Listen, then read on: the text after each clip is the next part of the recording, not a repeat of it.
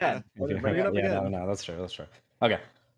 Welcome everyone to episode 83 of the Looks Like a Movie podcast. My name is Kevin. I'm here with Doug and Owen, and today we're talking about Beetlejuice, Tim Burton's sequel to his 1988 film Beetlejuice. But first, as always, we can talk about what we watched this past week. Maybe I can get us 83. started. Yeah, 83 episodes, So indeed. many fucking episodes. It's almost Jesus how many Christ. years there are between these two movies. Um, So I watched not that much. I rewatched The Thing, kind of a classic. Although probably would have been smarter to watch it in like the winter, I guess. But I'm gearing up for like a little. I don't know. I want to watch horror movies starting in September. Like the second it turned September 1st, I was just like, I'm already in like Halloween mode now, kind of, which I usually don't do. I usually like limit the number of horror movies I'm watching because, as you two know, I get scared pretty easily. But like, I always forget that. I That's so crazy to me. yeah, but then I don't know. I was just like, I want to do more this time. So I made like because I was making a list of like potential movies I might watch in October, and I was like, there's way more movies here than I want to than will have time for in just 1 month. And I was like, maybe I'm just gonna start watching horror movies early. And The Thing was the only movie I put on the list where I was like, this is one that I want to rewatch. Like most of the horror movies I've seen, I'm like, I don't need to rewatch these. Like I know how I feel about them. The Thing, I was like, it's been a while. And so rocks. Sure. Can I ask you a question, Kevin? Mhm. Uh, when's the last time you watched a movie that you liked less because it scared you so much? Liked less because it scared me Yeah, it so was much. like Are you saying detrimental it to your scared me the first experience. time, and then when I rewatched it, I was like, this is not as scary as I remember it No, being? no, no, no, like a Or movie the that you were opposite? watching and like your fear that was generated from watching the film was like a Oh, detriment. made me like it less? Yeah. I mean, you probably know the answer. It's Is probably it just just Terrifier? Terrifier. Yeah, I Oh, think okay. so. I just really don't like that movie. I mean, to be fair, I don't think I would like the movie much if it didn't scare me anyway, but Yeah. yeah, The that big stuff reason why I like Terrifier, we'll talk about this at length when we do a Terrifier 3 when episode Terrifier this 3 year. comes out, But yeah. a big reason why I like Terrifier is because I think it's very funny, which is Yeah, I mean, I just like I do understand the humor when I'm watching it, but and I think I've kind of explained this on the pod before, and I've definitely explained it to you guys, but to me, like the stuff that scares me is always stuff that is like serial killer or like person hunting people type stuff because I just like expect something like that to happen. Like when I'm watching The Thing, I'm like, I don't really expect like Average an day in alien Jersey. in Antarctica to be unlocked and like you know like yeah. possess people and stuff or like ghost movies. Like ghost movies don't scare me that much because I'm like I've never Beetlejuice, sure, but full like that doesn't circle. yeah, but that stuff doesn't like scare me because I'm just like okay, I'm not gonna be haunted by a fucking ghost. I mean, maybe I will, but So, do you think that Michael Myers is scary? as a concept, sure, but I don't think the Halloween movies scare me too much. Like the jump scares could scare me, but I'm like too it's like too familiar almost. I think it's like a pairing of like that idea with something that like I don't like looking at. And Michael Myers I could handle looking at, but like Art the Clown, I'm like that dude there's like He's something uncanny disgusting. about it. I'm like I don't Um, like it. It makes me uncomfortable. yeah. A lot of times these things are like associated, like they're like in my brain before I even experience them. So like when I was little, I would be in like a DVD store and I would see like Jigsaw's face on like DVDs. And so the idea of Saw scared me more than when I actually like went and watched the movie and saw what he does in the movies. And I think Terrifier And was saw what he yes. does in the movies.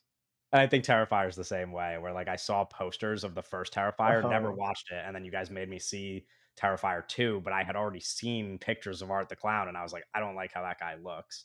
So then when I'm watching the movie, it's already like psychologically like I it makes me uncomfortable. I don't know. But I'm getting better about it. I don't think too many things scare me much anymore. Like I'm getting good That's at yeah, watching that's horror why, movies. Um, interrogate's a strong word. That's why I asked because I know that you think that Terrifier is really scary. yeah. Outside of that, I don't know. I'm excited to watch Terrifier 3. Maybe I'll change my mind. I don't know. I feel like I'm getting better at it, but genuinely, like, when I watch a scary movie, I think about it after. Like, I still go to, like, the movies, watch a horror movie, and then if I get out in the middle of the night and get in my car, I'll, like, check the back seat, you know? Like, I don't I still get uncomfortable, about the idea. That happened when I was watching Oddity, at least. When I saw Oddity, I was like, "That scared me," Yeah. and then I got Oddity was in my car probably and I the was like, last "Oop." time I was really freaked out by a horror movie, where Yeah, I was walking to my car and I was, like, a little uncomfortable, you know? yeah, Um, Yeah, and that wasn't yeah. that was a couple episodes ago. yeah. Yeah, it wasn't that long ago, but that's what I don't know, like, I still definitely get scared, so it's not all gone yet. Yeah. There's definitely still a lot of stuff that scares me. And then I watched Thanksgiving to continue. I rewatched Thanksgiving. That Awesome, I movie like how you did doesn't that. scare me, but it is fun. It's just, like, good vibes. Well, that's the Uh, difference. There's, like, scary movies that are fun, and then there's, like, yes, mean scary movies, and or and just, like, I Yes. mean actually movies in general. I actually kind of probably like both camps, but generally I lean towards like my favorite horror movies are like horror movies where I'm like I could have a blast and I'm not gonna have nightmares after. Like Scream is my favorite horror movie, and I'm Yeah. like, this is it's like obviously it's a horror movie, but it's like that's not what I think of when Well, I think of scary. I'm like, this is you just fun for love Martyrs, and Yes. Martyrs, that's, like, as Yeah. mean as a movie gets, a That's what scary I movie mean. Yeah. Martyrs. I think it has to be, like, either, like, a totally fun, like, good time horror movie or, like, absolutely brutal, fucked up, like, mean, nasty horror movie, and anything that, like, kinda just, like, doesn't lean in either direction too hard, I'm just like, "Okay, that's fine." I guess Terrifier is mean in a funny way. It is pretty mean, but, like, I Yeah, don't I know. the way that I always describe Terrifier, it's Looney Tunes. It's Sure. Looney Yeah. Tunes if they, Or, like, like, a cut each other sicko. open. Yeah, Yeah. it's like Yeah. sicko Looney Tunes. Um, I think after having seen Terrifier 2, I could kind of, like, get in a different headspace when I watch Terrifier 3, and it probably won't be as scary.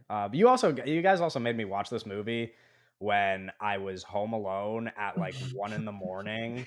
Like, my parents were away, I was watching my house by myself, just me and my pets, and it was, like, 1 AM, and I lived right. in the basement where there was nothing but, like, dark windows surrounding me, and I can't see what's outside. So it's not like a great environment for me to be seeing like a murderous clown. But he And, wears uh, sunglasses, and it's kinda silly. yeah, that part is silly, and then he murders someone right after. So Do you know like, one of the rumors for, Terrifier 3? I do not probably. So, The kid? he's gonna kill babies. Oh, yeah. Oh, He's gonna okay. kill I think I babies did on see something screen about is that a rumor. actually. Yeah, Yeah. I did see that actually. Yeah, I'll be there. I'll be in a theater watching. Yeah, we'll see. Anyway.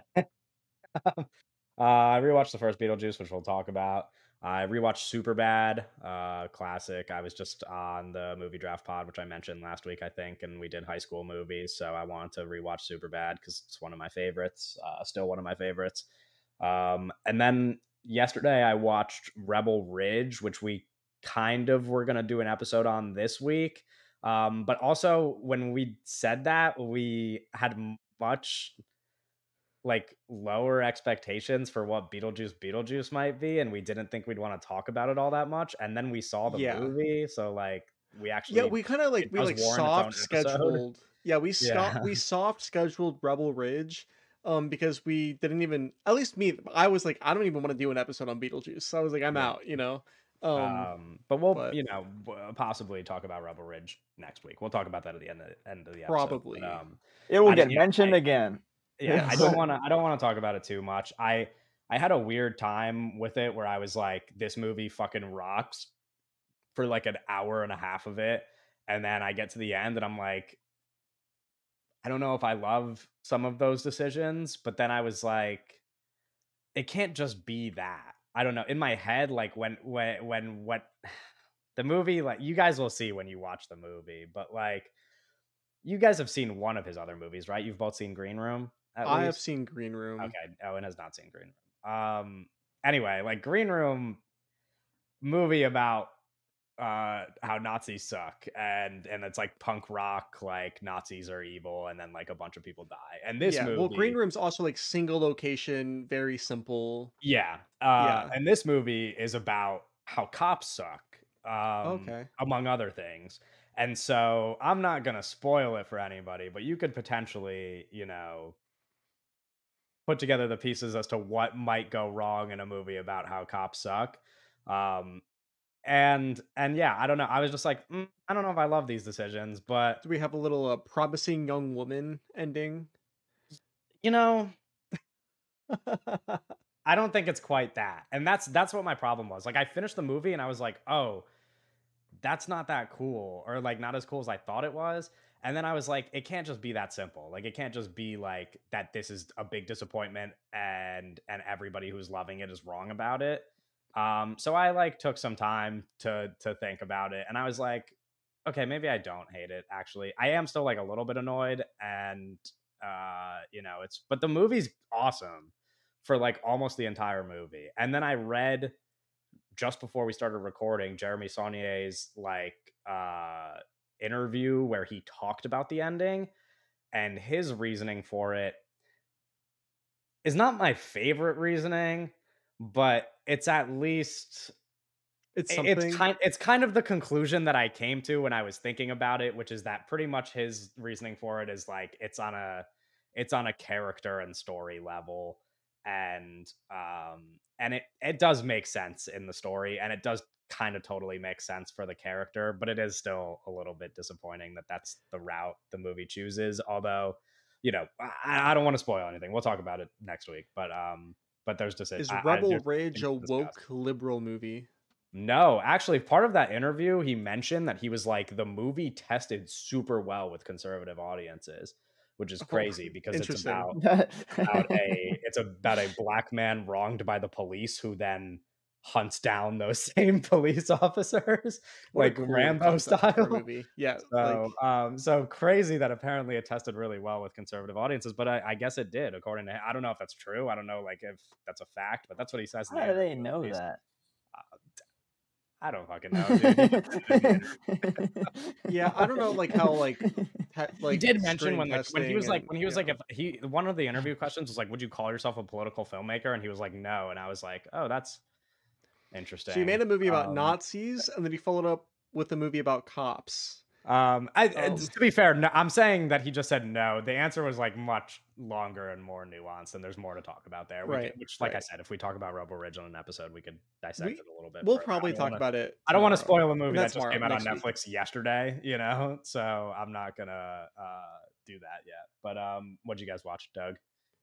Oh me, I didn't do a ton. I kind of it was a light week for me actually. I was doing some other stuff. I watched since last time we recorded, I watched Chunking Express. Did I say that last time we recorded Chunking Express? I feel I like don't you know. asked me about that movie, but I don't know if you asked on the pod. Whatever. I watched Chunking Express. Have either of you seen it? I don't think so, right? No, I No. have. I've seen the Oh, first you 20 have? minutes. Yeah. Well, that's interesting, Owen, because you would like the second half of that movie a lot more than the first half of that movie, because it's about it's two different stories, which is interesting because it's about chunking and then it's about express. Um, Yeah. and I'm not joking if you haven't seen the movie. But that movie's cool. There's a lot of like greatest movie of all time kind of people when it comes to Chunking Express. Uh, I don't know about that, but it's cool. I like the movie a lot. It's just like most movies that are widely in that it has Yeah. like a 4.3 on Letterboxd. They Like said any that shit movies in about that Knives area Out. are like, Yeah, it's like people I have don't. that It's I conversation. look at the people I follow on Letterboxd. I have it logged, and it's just so many 5 stars, and I'm like, this is really. It's interesting that this one really hit. You know, I don't know. Yeah. It's interesting. I don't know. It's a great movie though. Okay, I sound like a hater. I just have like natural The hater hater tendencies. tendencies. I Yeah. love that movie. I like Chunking Express is great. Yeah. But I just like You watched A Separation and you were like, what if this was just Anatomy of a Fall? And then you I'm were just like, like no, I love Anatomy of a Fall I though. knew Anatomy of a Fall. But I like that the movie a way you lot. lined it up, you made it sound like Anatomy of a Fall was Promising Young Woman. You just Yeah, said I know. I don't know what's wrong with I don't know what's wrong with me. My brain is like, um, and then I didn't watch like a movie for half a week. Um, and I watched To Die For, the Gus Van Sant picture starring Nicole right. Kidman. this is like just Gone Girl. Kind of, right? I Um, haven't seen it. Yeah, we I haven't have seen seen that Gone Girl movie. though. well, I don't think it's well. So you know what Gone Girl's about, right? Yeah. I It's know what like Gone Girl is it's about. like the same kind of skeleton in To Die For. But obviously But does it there's like have young Casey Affleck and Joaquin Phoenix in it? Mm, Casey no. Affleck's probably in it. Um And in Gone Girl in some capacity. Oh, I thought you were talking about To Die For. I got really lost on your train of thought there. Oh no he no no is no in no. To Yeah, Die he For. is into that. He's like a character. He's like a significant He is character in not To in Die For. Gone. Yeah. But no, it's a Nicole Kidman picture that I wanted to check out because of Nicole Kidman. She's great in it. It's really good, really funny movie, kind of interesting. There's some cool idea. Gus Van Sant's such a talented director. There's a lot of cool like director decisions being made on the film that I really appreciated. And if the script was made today in like today's kind of landscape, it just would not have been made like that. There's a way to make the same movie and it be lame and not Yeah. cool because like there's a lot of people talking directly. I mean, there's a lot of Nicole Kidman explaining the plot of the movie, talking directly to a camera in a fucking white void, and a lot of great performances from kids. A lot of like picture in picture and like the camera is the eye of the viewer stuff. It's really interesting, really cool movie. And She's also having like quite the commentary on year. television and stuff. What do you say, Kevin? Sorry. She's having quite the year. She's like going between a bunch of streaming stuff and then Baby Girl coming out. I'm really excited She's for like kind Baby of Girl. everywhere. All Yeah, the stuff Baby I've Girl heard, seems awesome, but then the other stuff is yeah, just like I don't know. She's in like some Netflix garbage. show that just came out that I didn't Yeah, even know was a thing until like this morning. She's in, I don't I guess it's like a new Netflix show that I saw a bunch of press photos for, and then she was in that one with Zac Efron as with Zac well. Efron, that Yeah. looks. I'm gonna say it Um, bad. yeah. Bad. It looks But it's bad. funny that it's just like all that stuff, and then Baby Girl might actually be awesome. Yeah, all the news for Baby Girl coming out of Venice seems really positive. Yeah, Seems really good. And then I watched the two Tim Burton films, Beetlejuice and Beetlejuice. yeah. Owen, what'd you Okay, watch? yeah. I also had like a really short week because of school. I rewatched All That Heaven Allows, the Douglas Sirk movie. And then I watched Michael Snow's 4-hour movie, Ramo's Nephew, which is really great. I recommend that one if you're interested in his work at all. It is a lot of movie, and it's like a very dense, and but it's really interesting in the way that he kind of is kind of attacking and investigating like the sound image relationship. That is kind of like the main theme throughout the 4 hours. A lot of interesting stuff if you're interested in like experimental cinema. And then I watched A Letter to Uncle Boomy, the short in class. I'm including that in this because I didn't watch a lot. And then the Beetlejuice double feature. Did you say Right. A Letter to Uncle Boomy? Yeah, so It, it's like it's a short that it's a short Is he that a made Wisdom? before. Yeah, Okay, it's a letter. It's like an 18-minute short film that he made before he made the feature. But it's like okay, shot by Mukti Pram, and like right. it's Of it's course. like a Yeah, really awesome short film. he's a um, filmmaker I really need to get into. yeah, He seems yeah, like a really significant figure. I've Um, only seen Memoria, and Memoria, like which when major work by all yeah, it's accounts. incredible. And when I watched that in class, I was like, yeah, I just gotta get to a bunch of these because like I'm going to love all these. I just have to make the time for it. Yeah, Like yeah, everything I've seen from him is, and like just like the little stuff is just incredible. And everything shot by Mukti Pram obviously is gonna be like amazing. right. yeah, But yeah, it was a short week for me, or a small week. yeah. Um, which means we could talk about Beetlejuice Beetlejuice, I guess. And natural Beetlejuice. starting point is probably to start with the first Beetlejuice. Yeah. So I'll kind of ask you guys what your relationship is to it, because I understand it that like the first Beetlejuice for a lot of people is kind of one of those like untouchable childhood classics. Yeah. Everybody like grows up on it and loves it, and that's not my experience with it because I just watched it for the first time this past Yeah. week, so like I never had that connection. So I was curious if you guys watched it growing up, or if you know have any of that connection Yeah. going into Beetlejuice Um, Beetlejuice. so for me, I don't think I watched it a lot growing up, but I do have like a very specific memory of seeing it really young and it being like really scary, which is funny watching it looking back. Yeah. But I remember like Right. Beetlejuice himself being like really terrifying. And then there's the scene where like Gina Davis and Alec Baldwin's character get like really old, and that like was really scary. There's like this specific like stuff in the movie that was really scary growing up. And that was always just like in my kind of head. But I think Burton himself was just really big for me growing up, more than Beetlejuice. Kind of just the Burton like isms. Yeah. Like Charlie and the Chocolate Factory, I saw a bunch growing up. I remember when Alice in Wonderland came out, that was like a big deal. And that came out in 2010. So I was 7 years old. And I don't really remember specifically going to see it. I remember seeing it a lot growing up, like watching it when it came out in like Vought. But I remember my parents went to go see it first because they didn't know if it was going to be too scary. So I remember being like staying at my grandparents' house while my parents went to go see Tim Burton's Alice in Wonderland, and like being upset that I couldn't see it like that day. Like I remember that being like a big deal. But I really liked that movie growing up, and then obviously like Edward Scissorhands. But I think I only saw maybe Beetlejuice like once or twice until recently. But yeah, it was very scary for me when I saw it. I had a similar experience. I think I saw Beetlejuice once as a kid.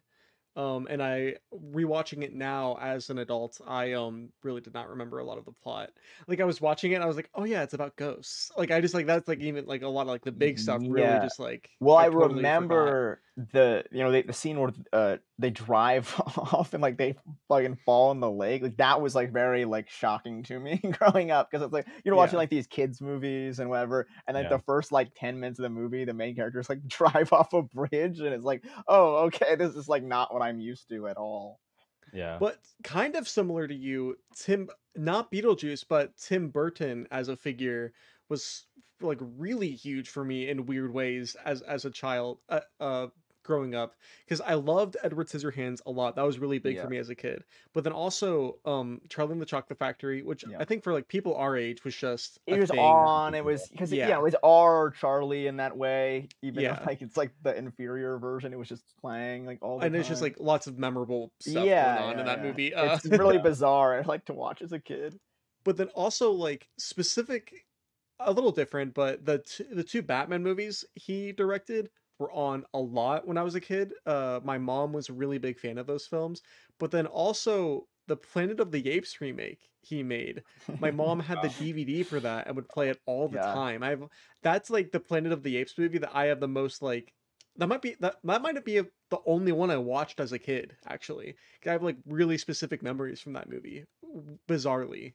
Um Yeah, I don't think I've seen that one. I do have a similar experience where my most like notable Tim Burton movie is not his most notable movie, because the one I watched all the time growing up was Sweeney Todd, because my sister showed it to me when I was a kid and I was like in love with it and I would watch it very I still need to often. see that one. Yeah, I mean it's if I had to pick, it's my favorite. I'm not like in love with Tim Burton in general, but I definitely did grow up on all no, those same yeah. movies. But Sweeney Todd specifically, I was like, I don't know. I guess I don't like him no, I don't want to say I don't like him as much anymore, but I'm not like huge on like movie musicals. But like when I saw Sweeney Todd as a kid, I was just like, Yeah. oh, this is fucking awesome. It's like very, very cool movie musical, very creepy. Yeah. Like that was Well, I yeah. kind of wanted to.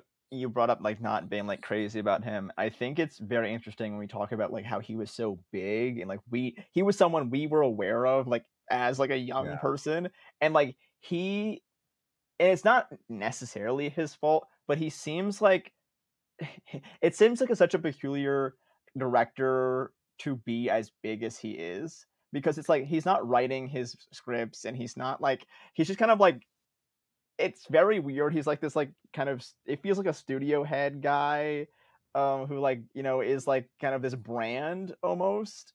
And Yeah. it's Well, very bizarre that he is like the guy. He's like Spielberg in a way of like recognition. He's like one of the biggest, For everyone me, knows it's by like, name.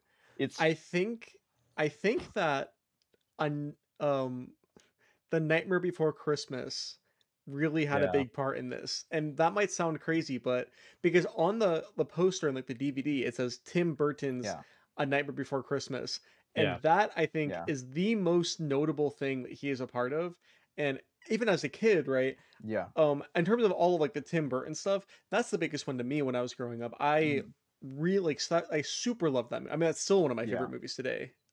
Yeah, that makes sense in terms of like his name is in the title. It's like, it's like people yeah, know Zack Snyder, like Zack Snyder's Justice. Like it's like the big like yeah, that makes sense a lot. And he has that kind of like there is an easy connection, especially like as a child, to be like, oh, I kind of know like the aesthetic like things that go on in like a Tim Burton movie. You can kind of make connections there where like, it's a little harder for some other directors to do Yeah, that as like a Beetlejuice looks younger child. gross, and yeah, Yeah, yeah, and like yeah. Johnny Depp and like a lot of like he has a lot of Hmm. actors he uses a bunch of times where you're like, oh, these are like people that Tim Burton uses. Like And like also Tim Burton, like the human being, has a very specific look to him. yes, You he know, kind yeah, of like comes with the vibe as well. Like right? he's like a person version of his movie that you can Which kind of does a like lot do to the connections to. brand, and Yeah, you yeah, remember, yeah. yeah. But it's just very interesting looking at it now, and just seeing him kind of. I guess we're coming into it in like the middle of his kind of career, like when we were born. Not like now. I'm saying Oh like no, yeah, when yeah. we When we were were when we born, were like yeah. younger, when we were younger and kind of like getting introduced to his movies, he was kind of in the middle of like he comes from like the 80s and now we're in like the 20s. But Hmm. that kind of really big like super like Tim Burton brand, and now it's like really interesting looking back at it and being like, yeah, he's like a fine filmmaker. That's like it's very it's just like really interesting that he's like the mega um uh, yeah, and we'll get into that more like when we talk about specifics of the That's my movies, but biggest takeaway from rewatching the first Beetlejuice and watching the second Beetlejuice is that Tim Burton, who listen, I gotta I'm a huge Henry Selick fan. Like if you ask me to name like 10 favorite directors, I'm gonna name Henry Selick probably. I already referenced A Nightmare on Elm Street, so I have like a predisposition to being like, yeah, fuck Tim Burton, whatever. But that's like child, whatever. That doesn't matter.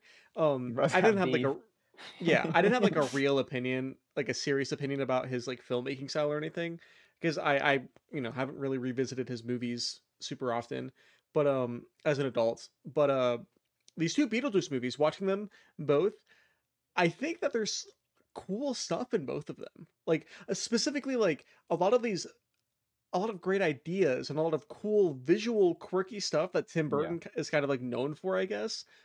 But when it comes to the actual filmmaking, he's like a boring filmmaker, you know? Yeah. And I was actually thinking about this last night, and I was like, I don't know, like Tim Burton is like he would be like a great like guy to have on your team, right? Like a producer. He'd be like really fun to like be on your team, and he has all like these ideas for like these miniatures and these sets and stuff and these like designs, and like he would be a guy like he'd bring all the like the crew together, and like he'd get like really interesting crew members, and like they'd be able to like kind of carry out this vision. But in terms of like a guy want like curating like the form of the film and like how all these images work and like just like the movie of it all, like I'd want someone else doing that. Like it'd be like Hmm. I'd want him to work maybe with like a really awesome cinematographer and just let that guy like go crazy and like because like he Yes. has like there's Yes. so much like especially just growing up and there's so much like that I love about his kind of aesthetic qualities and like what he brings to the movie, but he's not like he doesn't really care about like the cinema of it all. Like he loves his like little miniatures, and I love that about his movies. But there's like that kind of that there's something missing for him to be like this great director or anything. But I think there's enough of that that's fun for me that like I'll see his new movies and I'll like enjoy them to an extent. But there is this kind of almost sadness that is like I wish he was just like a better filmmaker almost. And yeah, because he's there's not really, and we'll get to this especially in Beetlejuice, but there's not really like you have other people that you can kind of compare him to, but in terms of like the guy who's making like all these movies and he's like one of the bigger names in Hollywood, like there's not really a comparison in terms of like the specific stuff he's doing. So it just sucks because it's like this is who we got, and like you can enjoy it for what it is, but you do wish that it was like better, I guess. Yeah. Um, I think we could just start talking about Beetlejuice and kind of weave Yeah, in yeah. any relation it has to the first Beetlejuice as we Mhm. go. Because I like the movie starts. I'm actually not that negative on the movie, which was like shocking considering what we talked about like going into the movie, where like none of us really cared all that much about it going into it. Nor did I really like think a legacy sequel for Beetlejuice was a good idea. And we could talk about whether or not it is in a bit. But like, I don't know. I had never even seen the first one until like 4 days ago. And everything that I had heard about the second one made me just be like, oh, this is just going to be annoying. And it felt like it might do all of the annoying things that we've seen from other legacy sequels recently. And then I was like, it's actually kind of mostly harmless and pretty like okay throughout. Like it was pretty easy to sit in the theater. I thought it had some fun moments, even if I thought it had some annoying ones as well. I thought it was like a little bit sweet, even if it wasn't all that sweet. There is though, maybe we could just talk about it now. Kind of like for me at least, when I'm watching it, I'm like, did this ever really need to happen? And like, did they even like, I don't like in my head, I'm like, I wonder what the process was because like when you're watching it, you're like, this kind of just feels like a movie that doesn't really need to exist. Like it's like it spends the first like 30 minutes of the movie connecting where we are now to the previous movie. And it doesn't really like do fan service, but it has like this like overarching kind of empty feeling that comes with it a little bit to me where like even if it's fun, I just feel like I didn't get anything out of it. I'm like, why is this really here? You know? My I agree, Kevin.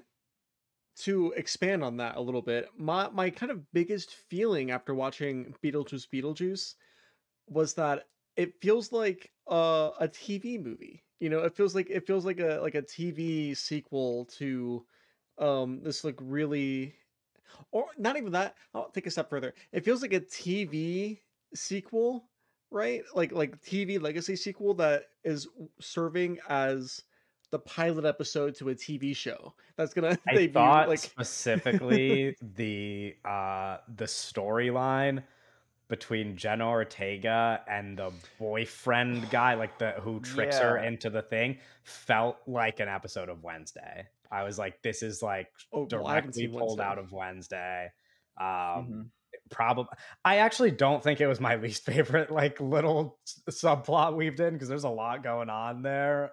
Yeah, that is a But I was big like, thing is like there's a that I That's lot. mean, for yeah, sure my that's my least favorite. that's my big complaint is that the movie is like if we're comparing it to the first Beetlejuice plays it so simple. It's like would they die and then the new family comes in and it's just Yeah. ghosts haunt the new family and Beetlejuice is the bad guy in quotes. Like and that's it. Like there's not, it's all like this house, and that's all that really matters. And like Tim Burton gets to do a lot. Like he gets to go completely weird, but like we never veer too far from what the movie is. And it's like a 90-minute movie. And then this Yeah, movie is like, what if we veer from that every chance we get? there is something kind of sad about this whole situation, I think, because the first Beetlejuice, when you think about it, it's this singular, very, very original, kind of like weird idea for a movie. It's like a funky little idea for a movie that just has like fucking huge movie stars in it. Yeah. Kind of at like specifically with Michael Yeah. Keaton at the peak of his fame, right? Yeah. Well, yeah, he And was Batman a year later. yeah, like literally, like and it's it's sick and it's really cool. It's a great movie. That like that would not happen today. It just feels like that would just wouldn't happen, you know? Yeah. Because this is Tim Burton pre Batman. This isn't like a this isn't a blank check. This is just a Yeah. studio movie, you know? Well, This isn't- it is maybe not a blank check, but he makes Pee-wee that does really well, and then they're like, Yeah. okay, we trust you to do something. You know, Right, right. here's Yeah. some money. It's not a blank check, but it's like here's some money. We trust you, and it's like he's picking a script. Still, it's like it's his studio movie. But yeah, Yeah. It's just and instead of getting something like that now, we're getting a legacy sequel to that thing where it has to turn in all of like all of like the gags and stuff in the first Beetlejuice or like fun ideas turn into lore and turn into like callbacks and turn into like, Yeah. and I'm not even saying like it's like, oh, I don't hate this, I don't hate it, but it's I just don't like even it is. think some of them are that bad. Some of them I think are Yeah, kind there's of just like something handled in an kind of interesting sad way, about it. but I That's get what yeah. you mean. Yeah. I mean, there Yeah. is like the part with so I didn't know, I don't know if you guys knew about this, but the Jeffrey Jones, like the actor who plays yeah. the dad in the first movie, Mhm. is just like a convicted sex offender and like will never act again. Like there's just like, Bad guy. Yeah. and so they like put him in this movie It's awesome the way how they by handle it's having like awesome. a shark eat him, and it's just like the bottom It's half just like a of his different body guy when doing he's it. dead. Which is like, I thought that was funny. Like it's like little things Very like funny. that. A I'm like, lot of they people do had handle some of the stuff pretty a well. lot of people had issues with like the character's inclusion, but I like you saying that like right now, like I think that's a smart way to do it because they have I really like there's like a little like animation shark Yeah. attack moment that's like really Right. cute, and like I'm watching that in the theater, like in a like big theater. I'm like, there's not another movie that's going to come out this year when it's going to have like a little animated shark attack to kill the guy, and I'm like, that's Yeah, fun. that was I my don't know. favorite part of the whole movie was the animated Like it was like little shark animated attack. shark. Yeah. Like it's Yeah, like it's awesome. this is It's what so we're gonna awesome. do. This is what we're gonna do with our pedophile legacy characters. Yeah, and I don't even know how you can get mad at the We're inclusion gonna do of an that. animated Like, shark attack, and then the whole time he's gonna be like a different actor, but it's just gonna like there's gonna be no head because Because Yeah. he got bitten off by a shark. Like Yeah, it's that's like awesome. it's That's like funny. It's so funny, funny. and yeah, it's like such a funny jab. It's like Yeah. you really can't get upset about it because it's No, like yeah. it continues the story the way that they have Yeah, to, and then yeah. they're like, isn't it funny that this guy who's an awful person, like we just made him get eaten by Yeah. a shark and now No, he's not I like that's saw I don't know. multiple like at the top like letterbox reviews. Like, why do they keep like mentioning and talking about like this like pedophile character? And he's like the Yeah. character. It's He's like not a It's fucking not the pedophile character. in The the movie. character's yeah, the no, I dad. know. It's like It's do you want them just like ignore that character entirely? Yeah. Because the Although guy who that played him, is, who's not like playing, like they didn't bring him back. That is what they Yeah. do with the ghost couple, the main characters from the first Yeah, the Beetlejuice ghost movie. people aren't in the mention movie. them. They're Yeah. but I Well, was they actually no, but Winona Ryder is just like, yeah, they found a loophole and disappeared. well. Right. But It's to be like it makes fair, sense. It's like because Yeah, Gina 'cause Davis you does not they and don't Alec age. Baldwin like Yeah. aren't Yeah, they exactly. can't be the ghost. But that is like a really sweet like the ending of the original Beetlejuice when they kind of become this like found family and they're like yeah. she comes home from school and it's a really sweet ending. And that obviously if you're making a movie that came out like it's like almost a 40-year gap between these 36. sequels. It's like you can't. That's just something that you have to kind of write around. And it's like, I don't care. I don't really care. Yeah. So the first Beetlejuice is about It's a ghost movie. It's about this couple that die in their Yeah. house and they turn into ghosts, and then this freak ass family moves into the house. Yeah, and they're like, because they're still living in the like basically in this house, but they Yeah. Just they as can't ghosts. like be like, hey, don't move in our house because they're ghosts. Yeah. And then they have to like try to like scare them away. And there's this guy named Beetlejuice who's like, how A would you bioexorcist. describe He's a describe bioexorcist. Beetlejuice? A bio say He's that again? A bioexorcist? A bioexorcist. That's what it Yeah. says. Yeah, Yeah. he's That's what his job title he's a is. comedian. Yeah, he's he's a just comedian. he's like a bad dude. he's He's like a little- Yeah, he's just like a bad guy. yeah, like- he just like yeah. And But he's he there. he needs Oh to my god. marry someone so he can be real again. Like that's his Yeah. whole like that is his big Yeah. goal. Is he needs to He's marry kind of someone. like the Trying to get dude married. he's kind of like the dude that does odd jobs, but just in like the world of the dead. Like he's just like an odd jobs guy. Yeah. He just like, does what people require of him, but it never goes the way that they want it to. With the rewatch and watching the new one, I was like, I really like this is like I would watch Michael Keaton do this forever. Like I don't know, He's it's so fun. funny. It's Why does he so not fun. cook like this in every movie? Yeah. He's so funny. This is like the perfect character for him. Yeah, he's Yes. so I he's bet so he was hilarious. like he doesn't tap into this like anywhere else really. Oh, it's so like Yeah, crazy. well, my understanding is that like he was doing a lot of comedy like pre Well, us that's being why- alive. Is like that's he was why on Sure. people were Letterman really and, like, people really didn't like him being cast as Batman because yeah, they were because like he was a comedian. the comedian like Beetlejuice guy, like what Yeah. the fuck? And like I think he's with Batman, he was able to do more of like the Batman stuff and like the kind of action hero or whatever, that kind of persona. But like pre And then he Beetlejuice, shifts like this was kind like of in the later period to like dramatic actor. He does like Spotlight, and Morbius and stuff. Yeah. Sure, yeah. No, but I don't know how much you guys know about this, but they were trying to do Beetlejuice sequels like off the gate. Yeah. Like that was always Oh, I the didn't know that. plan. There's like a Beetlejuice Hawaii movie that they Yeah, wanted to do there was- with like a and, surfer movie. There was always like because the Beetlejuice movie was so big, right? And Burton was so big, but the problem was Burton went on to do Batman, right? So Burton goes on to right. do Batman. He goes on to do Batman Returns, and they still want to do like a Beetlejuice sequel, and then it kind of doesn't happen, and certain things happen, and it took like a long time, and it finally became like it finally happened now. But I think that like if there was like 3 of these that came out in the 90s, like it just Yeah.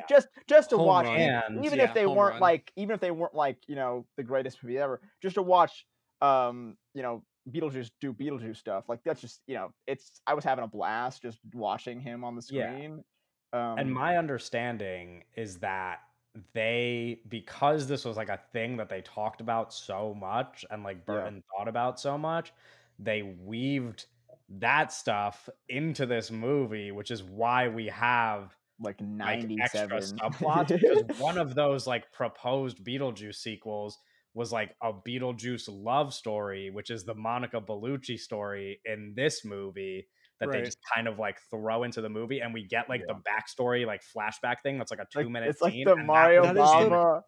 That That is would the have been a great. That's whole the movie. greatest joke in a movie this so- year. It's so fucking funny. It's so I thought I was funny. gonna piss my pants in the movie theater. No, it's so funny. I don't know. This movie is like a mess, and there's so much going on, but there's so many like little things that I was just fucking like laughing at during the movie. I was like, I can't hate this. I don't know. I was having so much fun with it. It's Part kind of of me- ridiculous, but Part of me feels like, man, this is kind of sacrilegious. Part of me feels like this might have been even more successful if they just did a Beetlejuice TV show, and kind of like stretched these subplots out a little bit more. yeah, sure. I mean, Maybe but It's like, bro, there's No, a I whole know, Willem there- Dafoe character that's in like he's like in 2 scenes. Yeah, that part he's I don't awesome like. too. Well, it's Yeah. like he don't like him. He's so funny. He's No, like, I like he's like him. this, I just like- like don't like that it's in the movie. Like I'm like, why is this no, here? I don't know. Like, It's Well, like, no, I like him, but I'm like, I wish that I don't know. I wanted more. I don't know. It's Yeah, like no, you I have Willem get Dafoe it. in your movie for 2 scenes. yeah, that's what I mean. It's like I don't Danny dislike DeVito is in it. it I for like just- one scene. yeah, Yeah. which is also like I don't know. There's and just, I'm like, like, a lot I of don't things. know. It's like it's narratively a mess, but I think those parts are just fun. Like, I don't know. It's like Monica Bellucci shows up and I'm like, she's fun. And I'm like, Willem Dafoe shows up and I'm like, he's fun. And it's like, yeah, they doesn't really make sense in like, it's like there's a lot and there's kind of too much. But when those guys show up, it's like I kind of like this. So it's like, Yeah. So okay, we should talk about what Beetlejuice is about a little bit. We yeah. should a little ground floor here. Just Yeah, like it's not like No, I much mean, there's a lot to talk different. I about. mean, it's but well, because it's a legacy sequel, right? So like, how do they solve like? So you're making a Beetlejuice sequel 36 years later. How do you solve Yeah. the narrative problem of it being taking place so long after, Mhm. right? Yeah. You make it about the Winona Ryder character is a Winona. mom now, and it's like Winona, her and yeah. her kid. What? Nothing. Okay. No, keep going. No, okay, sorry. You were looking at me weird. I was like, I don't. No, well, But you always say Winola. what's her Yeah. name? Winona. There's Winona? no L. There's no L in her name. Are you Winona sure? Ryder? Yeah, it's Winona Winona Ryder. Yeah. I don't been know like why that I do that. I forever. don't know why. I feel like I heard I don't someone think say that Winola once. is a real name. I think I You heard might be someone. thinking of Enola Holmes, played by I'm Millie not Bobby thinking Brown. of Enola Holmes. You bitch. Um. No, anyway, yeah. So they take Winona Ryder's character, who is like the young girl in the first movie, now grown up Yeah. in this movie, and this movie follows her as an adult who like has a TV show that she runs where she speaks to the dead, and it's kind of Right. like in the vein of like Long Island Medium, if you're comparing it to real life, where it's Long like Island Meat. That's not what I thought you were gonna say. well, that's What the like fuck? the real life comparison. Is like there's that Long Island, you know what I'm talking about, Long Island There's Medium. like Feels like the other famous. ghost shows that are more popular than Oh, Long I don't know. Island I grew up in New Medium. Jersey, dog. I thought Long Island No, that's Medium why was the most yeah, famous like, one. I don't know. that's That's like the one that I know because I grew up. So Oh growing my up, God. I had a friend whose mom is a medium, Oh. and her mom would always say that she hated Long Island Medium because she was like, that shit's a fucking scam and it's like making fun of what I do, and I actually could do this stuff, and that lady is a fake. Anyway, totally separate from this. But the point is, I knew about Long Island Medium because I'm from fucking New Jersey, so people talk about Sure. Long Island Medium. Yeah, yeah, Anyway, that's what it is. She has a TV show where she talks to ghosts, she talks to the dead, and like she has like guests on who see dead people, and she like Yeah. she anyway. So that's the plot, and then her daughter is Jenna Ortega, who kind of like despises her, and she has to like Yeah. and also doesn't believe that she sees ghosts. yeah, and doesn't Yeah. believe that her mom could see ghosts, which which is I found to be control. incredibly unclear for most of the movie. I But didn't think so. I mean, Wait, it in was terms of you- like, you thought, what did you think? I thought okay. The fact that she didn't believe that her mom saw ghosts, I was like, I didn't understand that she actually didn't believe it until it was very clear when a certain event happens. Yeah. you can well, just say she- the events. Yeah, Well, when She- she sees a ghost, I guess when Jenna Ortega sees a ghost. Yeah. Like I Well, thought she I thinks was her mom yeah. is like a fucking hack fraud loser. Yeah, that's why I mean, I that's like, what yeah. everybody. Yeah, that's like But the that common- is like that is kind of the connection and like the extension of the original movie, where it's like Winona Ryder's character Lydia in the first movie is like her stepmom. I don't like my stepmom. Like there's a connection there. It's like I don't like my parents, and then like she grows up, and now it's like there's this like kind of 3 generations of women who like have these like weird relationships and like don't know how to connect, and like Winona Ryder has to now connect with Astrid, who's Jenna Ortega's character, and like there is that kind of like weird like parent daughter kind of they don't connect thing going on. Yeah. Like it's like from the first movie, and like that's the kind of extension there. Yeah, and that's the big plot. That's the tree yeah, of the that's the main tree. plot. Yeah, That's the trunk. that's That's the not tree there. trunk of the movie where the Yeah. branches then kind of separate from there. Yeah. Want to ask what you guys think about the Justin Theroux character. Oh, so yeah, I He think that is Justin. Awesome. Oh, interesting. I think that Justin Theroux really overstays his welcome in this movie. I really didn't. want him Yeah, in the maybe movie. he's hitting like too much, but I thought he was like really ridiculous. Yeah, his performance is fine, but I think that like I don't know. Yeah. I get that it's like the point. Like the point is that that's like the bit. The bit is that he's Yeah, an annoying guy you're supposed to he's hate. so hated, Um, and I like but him because he's it was just annoying a and I little hate him. much. I don't Yeah, know. no, I mean, if you cut him out and you add like just even more, just not even like the other side plots, but just even more Winona Ryder and Jenna Ortega, it's that's probably better. Yeah, I don't know. That's the thing. It's a lot of characters. You have Catherine O'Hara as well. Um, there's just a lot. Um, What I will Yeah, no, there's a say, lot. There's a fucking 10 million characters in this movie. I Um, do think the setups that I don't like still have payoffs that I do like. So I almost don't hate some of them because in two of terms my of favorite two of what my favorite moments of the movie are Justin Theroux, whose character I don't really care much for.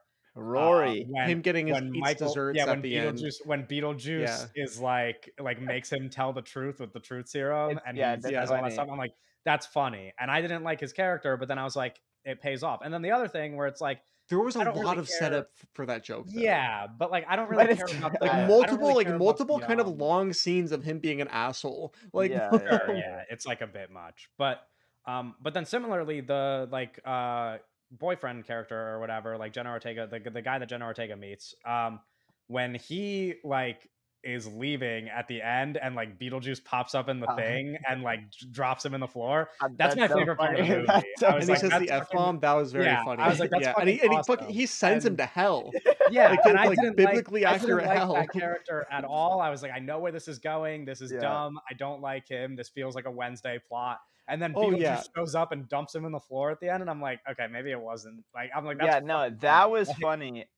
Yeah, I have problems with that character, Oh mainly yeah. like the direction it goes because well, this is a big thing that it's a problem that like I didn't rewatch the first movie because I did like if I saw the first movie like and then watched the second one, I would know he was a ghost the second that book showed up.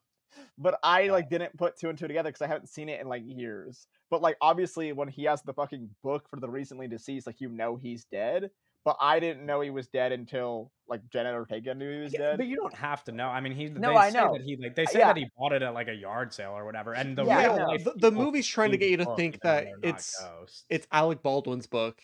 Yeah, Right. yeah, but I don't know. I Yeah. would have definitely like thought of that a little bit Right, more. right. Sure. But I was like I was expecting him to be like eviler, I guess, because he's like he killed his parents and like he's like tricking Jenna Yeah. Ortega, and like he's just trying to like dip. Like he doesn't give a fuck. Like I thought he was going to But be like, like how much more evil can you be? Like, it's like killing her isn't gonna like No, I don't solve know. your I problem. don't Like, know what if I he's was just doing the expecting, thing but like that, if there was anything, like he's gonna go back to real life so that he could murder more people. Like, he no, can't I murder don't dead know. Yeah, I people. don't know what I was expecting, but I was like, I don't know. I guess I was expecting him to be a little more essential to like the finale of the movie because he Right. kind of just like messes shit up, gets them into the like Yeah. afterlife, and then he's like, "See you later," and then he fucking falls in.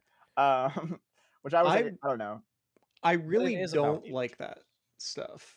I don't like the Yeah, stuff with him. I wish he wasn't even. I wish that plot wasn't even in the movie. No, the section of the plot concerning Jenna Ortega's character and this fucking pseudo love interest, played by what's yeah. his name, He's an actor Arthur who's yeah, Conti. Arthur Conti, who has never been in a movie before. He's in the House of TV show you Dragon. watch, House of Dragons. Yes.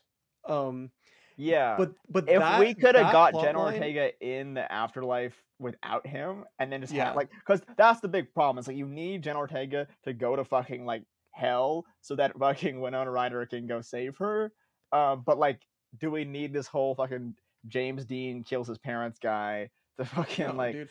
do that? That plot line felt so Netflix original series to me while I was Yeah. sitting in the theater watching it, and it didn't help that Arthur Conti looks like he's a Yeah, he does fucking have like a like kid fucking from Stranger Things. he does have Like, Yeah, he Netflix has face. Netflix face. Yeah. and it's like, and No, I mean, that's it what I'm doesn't help that saying. either that it's like he's acting against Jenna Ortega, who is a fucking Netflix TV show actress too. It's like it Yeah. felt so like Yeah. watching fucking TV right now in this movie theater. I wanted to fast forward too. I wanted to fast forward through all those fucking scenes of them talking. I didn't hate it. That's a little ridiculous. Because I do like, I don't know, Jenna Ortega's character, I do like care about her enough to be invested in the subplot a little bit. But I care about her because I care about her and her mom, not her and like some random Yeah, lady she meets. So that's like mhm, the problem, is that I mhm. wish the movie had a lot more of her and her mom, because there's like almost a moment there where we reach like kind of a high. Like there's like a moment where I'm like, oh, this is like sort of going to be a sweet movie, and it Yeah, never even gets like yeah, as sweet as the first movie, which, like you mentioned, it is like kind of this nice thing where she's like adopted by this like family because she doesn't like her parent, like it's like, I'm like, this is like, it does like yeah, kind of feel nice after you watch it. I'm like, it's because you mentioned like way earlier where you were like growing up, like you were scared of it. And it's like growing up, having not seen the movie, I would only hear about it from people. And my impression of Beetlejuice as a kid was that it was like a horror movie. I didn't know it yeah. was I a was like, PG. he's I like didn't Art know it the was a Clown, and PG he's like movie. I was like, slaughtering I thought, babies. yeah, I thought Yeah, Beetlejuice was a horror movie as a kid. And then not until I got older that I realized it wasn't. And now I finally watch it and I'm like, not only is it not a horror movie, but it's kind of nice. I was like, I yeah. It's watched like it a and I was like, sweet it's kind like of a sweet comedy movie. movie. And I wish this had like a little bit more of that, because that's kind of like, Yeah. I don't know. I think those two I things just work do well think it is like together. sweet. I kind of one of the sweeter parts for me, I guess, was I like when Lydia and Beetlejuice team up. I Yeah, thought that was cute. Like, cause Yeah. and like their whole I wish there was more of that maybe. Because I think like that relationship's interesting. And I even like Winona Ryder, I think, said in an interview recently, she was like, I always wanted them to like get together, which is like a really like which is sicko, great. like, and it's like obviously like in the original one, she's like a teenager and he's like this like old fucking like dead person. But I think there is like a sweeter relationship in here. And she's like, I need to like rescue my daughter, and you are the person to help me. And I like that. It doesn't really go on for that long. Um, but that I like that. That was really sweet. That's what Especially I mean though, is like I almost wish the movie was simpler, because I think yeah, like that stuff works so well. I think if it was like just the triangle of like Beetlejuice, Jenna Ortega, and Winona Ryder's characters, yeah. I could like Maybe really Jenna buy into it. But then like Ortega. some of the stuff has to happen. Like he's almost only helping her Yeah, because of what's her name? Monica Monica Bellucci. Bellucci's character. Like he's only doing it to get away from her. So it's like some of the subplots like have Yeah. story They're, reasons like, for so, existing, like, strained in but together like that you it's like don't need that. Like you could it write needs a around that. full rewrite. The Yeah. movie should have been A plot, B plot. The A Yes. plot was Winona, Winona sorry, Ryder and Winona, Jenna Ortega, Winona Ryder and Jenna Ortega, and right? the B Their plot is family Beetlejuice. stuff. And then the B plot is fucking Willem Dafoe hunting Oh, down sure. Monica Bellucci. That's what the movie should have been. Um, Well, it's Yeah. and like Jenna Ortega probably should've, like, got sucked into fucking the afterlife really early, and yeah, then it's no, like Beetlejuice sucks her in. Like have her like yeah, no, but do I something like like that. Like Beetlejuice trying to save her. no, sure, no, Yeah. have it be like they're trying to say it's something. Yeah, it's I like you don't like you can. Winona Ryder and Beetlejuice, like, going on an adventure through the fucking, like, afterlife looking for, uh fucking Lydia's daughter. Like, I think Yeah. that's like a fucking like just like that's the fucking structure of the movie. I think that's fun. The problem is when I think of that, it's like Michael Keaton is very adamant of like Beetlejuice is not like supposed to be in the movie that much. Like that's the And whole like that's what I was just about to ask the you guys. Beetlejuice character. He's like he's supposed to show up, do his thing, and leave. Which Yeah, it like I think it works when like all his scenes are like amazing, but he's so great. You do want more of him, but it is like I think that's like they as like the creators of the thing, like that's their like, hey, we don't want to like oversay it. Like he's essential to these parts, and then when you have that's like okay, you need someone to fill the void when he's gone. So I guess then you do have the William Dafoe character. I guess would replace Right. those Monica moments. Which Bellucci's right there in the Yeah, fucking movie. yeah. Monica Bellucci yeah. is super underutilized. And I get I that like she's yeah. only in the movie because she's fucking Tim Burton, but it's like you have you it's Yeah. shouldn't even have to say lines if you're concerned about that, bro. You just have her go around sucking people's souls. Like, Yeah. oh my Which was god. fun. I love I mean, her opening scene where she like puts herself together and like that's so That's fun. so Like, awesome.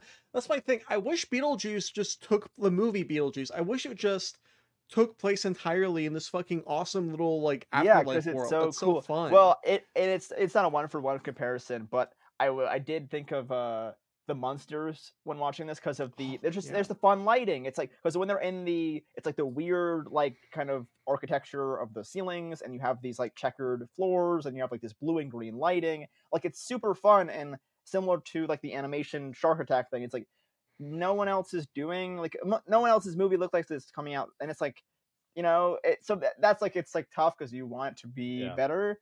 But there is a lot of stuff like that I just really enjoy. Awesome production design. Yeah, I love some of these sets that they're running through. It's just fun. It's like fun and wacky. It's wacky and silly and very fun. Beetlejuice has like an office full of guys with shrunken heads. No, Bob I was is literally so just fun. about to ask you guys Bob about is that. so, How he's Bob so Bob fun. is my favorite part of the movie, I think. Him and all the shrunken head people. Well, it's so fun. sad. It's so sad when not when he even dies, but when Bob is like put in charge and all the other shrunken head people just run out and he's just like left. Like that is because they're like slaves. He's like hiding under the desk. I'm just like, oh, yeah, he's so sad. And then he he's gets like this fucking so loyal soul to sucked. this fucking awful guy. Yeah, no. I don't know. I do understand kind of what you're saying with the TV show thing, because there is just so much to love about this, and there is just so much, and it's like it feels like a season of TV that was like condensed. Yeah, exactly. Which kind of does make sense, especially if like the most recent thing Burton was working on was Wednesday. Right. I've almost come full circle to accepting that I kind of agree with Doug and would maybe watch this as a TV show if it was a limited series. I'm just like, I think from a creative standpoint, it's like it has to be like this is either a TV show or it needs like a fundamental rewriting of the script, I think, to be more successful as a film. I kind of agree in terms of like it's just so overstuffed. But like when watching it, I'm like, what the fuck? I don't care. It's like, well, yeah, that's the thing. It is just kind of so fun where it's like, yeah, no, these guys aren't like fleshed out enough, and like they're kind of thrown in here. But I love all the scenes they're in, so it's like it does kind of work for me in that way. But yeah, I don't know. I think I like at the end of it, I'm just like I'd watch like a fucking billion of these just because I'd watch another one. Everything in this movie is just so fun. I don't know. I don't know. It is an interesting thing. But one of the biggest things we talked about at the beginning of this week being like a legacy sequel, I was like, watching this, like I didn't see like Dumbo or something, right? But it's like watching this makes me like, oh, the next movie Burton makes, like I feel pretty like confident, like I'm gonna like it in terms of like where Dumbo, I was like, I don't know, like because I think he's doing the attack of the attack of the 50-foot woman is like what he's working on. And I think that's gonna be fun. Because he's not like I think he has made like these kind of public statements about like losing a little love for making movies and like the Disney machine, and there's even like a Disney jab in the movie. And like this movie's not perfect, but I think there is just kind of Gillian Flynn is writing the attack of the 50-foot woman. What the fuck? Sorry. I'm just gonna kill myself right now. I'm fucking live on the podcast. No, to be fair though, that name is pronounced Jillian 99.9% of the time. But according to her, it's Gillian. But yeah, I don't know. I think there's so much love and kind of everyone's having so much fun in this movie that even though it's kind of a mess, I'm like, oh, this is exciting. Like if he's gonna do something as fun as this every few years, I'm cool with it. Like again, he's not like the best director. This isn't the best movie of the year or anything. I do think it's just kind of a lot of fun. And I think in terms of like a legacy sequel, it's cool. You know, you do a lot worse. It gets way worse than this. There are way worse movies. I mean, that's what I meant at the beginning. I was like, it really doesn't do anything that's all that annoying or like all that harmless in like the legacy sequel realm. Obviously, there's like moments of the movie where I was like, this is kind of annoying or dumb or whatever. There's like bits that I was just like, this is obviously appealing to a crowd of people that is not me. I thought the joke about like all the like social media influencers getting sucked into their phones, I was like, this is that was lame. That was so lame. Like, this is dumb. I thought it was kind of funny. Okay. You would. That was funny. No, bro. You know Owen what I was in mean? I'm that. like, Owen was that in the stuff's not theater like, laughing at every single joke. He was yeah. like But for like Right, like 100 minutes straight. He was oh, dude, But cackling. even then, like that joke is not like dumb legacy sequel, annoying shit. It's just like bad joke. yeah. Just fine. Every funny movie has bad jokes in it. Like who cares? Yeah. No, but Like there's just there's so not many much of that. jokes that it's kind of like it's so ridiculous that it's like, oh man, this is fun. Yeah. No, I mean I thought I genuinely like had a good I don't think I would like really go out of my way to ever watch it again. I don't plan on doing that, but Oh, like I might see it again like this week. okay, yeah, fair enough. I Um, don't know. I mean I like the it's movie. just I like fun. the It, movie like this more than movie I is so dislike it. fun. Yeah. Yeah. I It's It could it's a even good grow on time. me. I don't even It's a wanna, good like time. I don't even wanna count that out. It could even Oh, grow on me. I want Like, to talk I liked about the first one. the ending of the movie Mhm. because I was like, wait, what the fuck is going on? And I don't know if like you saw this coming, but like there's like this like it like ends and they're like, all right, we're happy now, and it does this like fucking like weird like sequence montage thing where Jenna Ortega sees like fucking Bela Yeah, Lugosi looking guy, and then they go right. get And married, then he and has, then like, it, a and he Beetlejuice has the fucking baby. Beetlejuice baby. I was like, wait, what are they doing? I And I was like, forgot about that. That was like a Family Guy bit. That was crazy. That was like a Family Guy. That was like that's a Seth MacFarlane joke. I was It like, was what the hell? it was so ridiculous that I was like, "Oh, Yeah. this movie is just But then it's so." just a dream. It's just No, yeah. I know, but I mean, I don't know. I was like, "Wait, what are they doing?" Like, I was like, this is a weird way to end this. This doesn't make sense. Why is this happening?" And then Yeah. Jenna Ortega births baby Beetlejuice, and I was like, "Okay, Yeah. this is fun." And then I don't know. It's ridiculous. Like this movie's ridiculous in kind of like every way. And in terms of like a movie that like the whole family can enjoy and stuff like that. Like I don't know, this is very much one of those movies that like I feel like you'd watch growing up, and your parents would be laughing at like very different jokes than you would be laughing at. Yeah, but But I it's could, kind of like like now it's like I don't know, there's so much fun to it.